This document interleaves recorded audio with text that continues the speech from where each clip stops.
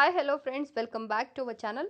ಸ್ನೇಹಿತರೆ, ಕಾರ್ತಿಕ್ ಮಹೇಶ್ ಜೊತೆಗೆ love gossip ಸುದ್ದಿ ಹರಿದಾಡ್ತಲೇ ಇತ್ತು. ಇದೀಗ ನಮ್ರತಾ ಗೌಡ ಈ ಒಂದು ಗಾಸಿಪ್ಗಳಿಗೆ ತೆರೆ ಎಳೆದಿದ್ದಾರೆ. ಈ ವಿಚಾರದ ಕುರಿತು ನಮ್ರತಾ ಗೌಡ ಸೋಷಿಯಲ್ ಮೀಡಿಯಾದಲ್ಲಿ ಪ್ರತಿಕ್ರಿಯೆ ನೀಡಿದ್ದಾರೆ.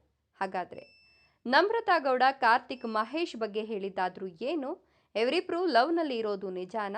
ಹೇಳ್ತಾ ಹೋಗ್ತೀನಿ. ಅದಕ್ಕಿಂತ ಮೊದಲು ನೀವಿನ್ನ ನಮ್ಮ ಚಾನಲನ್ನು ಸಬ್ಸ್ಕ್ರೈಬ್ ಮಾಡ್ಕೊಂಡಿಲ್ಲ ಅಂದರೆ ನಮ್ಮ ಚಾನಲನ್ನು ಸಬ್ಸ್ಕ್ರೈಬ್ ಮಾಡಿ, ಹಾಗೆ ಪಕ್ಕದಲ್ಲಿ ಬರ್ತಕ್ಕಂಥ ಬೆಲ್ ಐಕಾನ್ ಮೇಲೆ ಕ್ಲಿಕ್ ಮಾಡಿಕೊಂಡ್ರೆ ನಾವು ಹಾಕ್ತಕ್ಕಂಥ ಎಲ್ಲ ವಿಡಿಯೋದ ಅಪ್ಡೇಟ್ಸ್ ಉಚಿತವಾಗಿ ನಿಮ್ಮ ಮೊಬೈಲನ್ನು ತಲುಪುತ್ತೆ.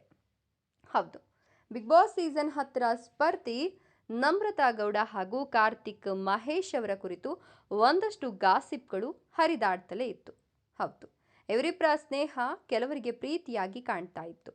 ಆದರೆ ಇದೀಗ ಕಾರ್ತಿಕ್ ಗೌಡ ಬರ್ತ್ಡೇಯಲ್ಲಿ ನಮ್ರತಾ ಭಾಗಿಯಾಗಿದ್ದು ಅನೇಕ ಸಂಶಯಗಳಿಗೆ ಎಡೆ ಮಾಡಿಕೊಟ್ಟಿತ್ತು. ಸೊ ಇದೆಲ್ಲದಕ್ಕೂ ಇದೀಗ ನಮ್ರತಾ ಗೌಡ ತೆರೆ ಎಳೆದಿದ್ದಾರೆ. ಹೌದು, ನಮ್ರತಾ ಗೌಡ ಹಾಗೂ ಕಾರ್ತಿಕ್ ಮಹೇಶ್ ಅವರು ಲವ್ನಲ್ಲಿದ್ದಾರೆ ಅನ್ನೋ ಮಾತು ಕೇಳಿ ಬರ್ತಲೇ ಇತ್ತು.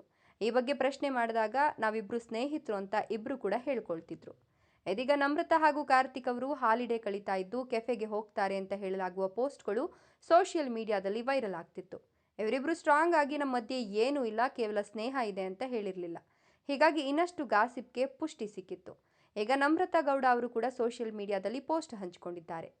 ನನ್ನ ರಿಲೇಶನ್ಶಿಪ್ ಸ್ಟೇಟಸ್, ಮದುವೆಯ ಬಗ್ಗೆ ಸಾಕಷ್ಟು ವದಂತಿ ಹರಡ್ತಿರೋದು ನಾನು ಗಮನಿಸಿದ್ದೇನೆ.